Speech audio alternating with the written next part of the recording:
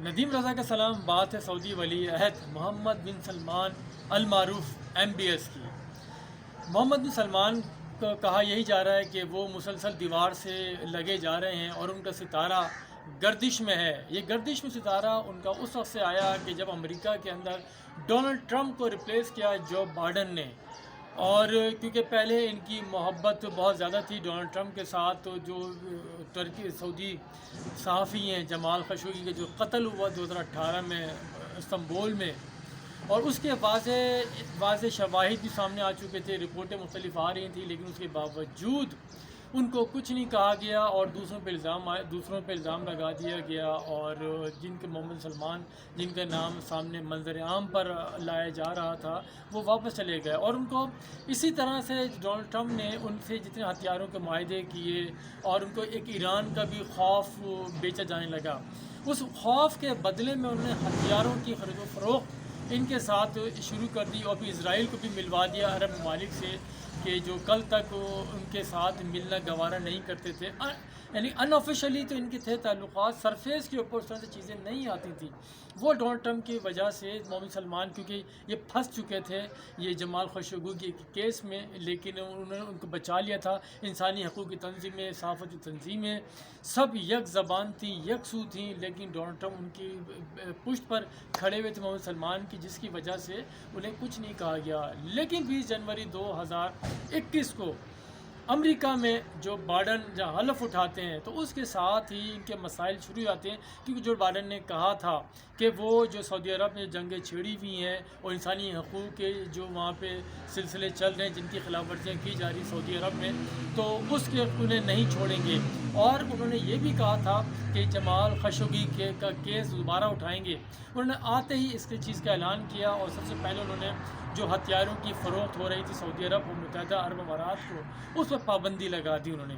پھر انہوں نے جو یمن جو وار 41 ممالک کی جو فوج انہوں نے بنائی تھی سعودی عرب کی قیادت میں، کہا تو یہ جا رہا تھا کہ اس میں مسلمان ممالک کی فوج ہے جو دہشت گردی سے نمٹنے کے لیے کام کرے گی، لیکن اس کے اندر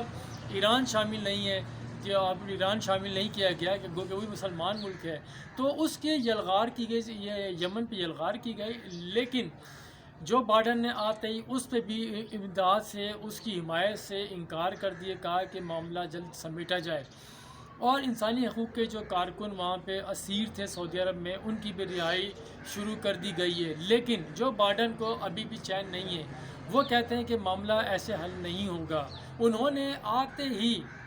محمد بن سلمان کو نظر انداز کیا، ان سے کسی قسم کا رابطہ نہیں کیا۔ ان کی جو نچلی جو انتظامیہ ہے وہ ڈائریکٹلی جو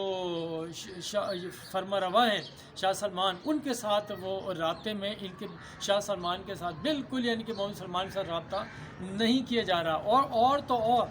جو 2019 دسمبر میں واقع ہوتا امریکہ کے اندر، نیوی کے سیلر کو جو سعودی شہری نے جو وہاں پہ ٹریننگ کے لیے گئے تو اس نے فائرنگ کر کے ہلاک کیا تھا، ان کے بھی اہل خانہ جو 3 افراد اس میں ہلاک ہوئے تھے اور 18 زخمی، ان کے اہل خانہ نے بھی سو کر دیا ہے سعودی عرب کے خلاف۔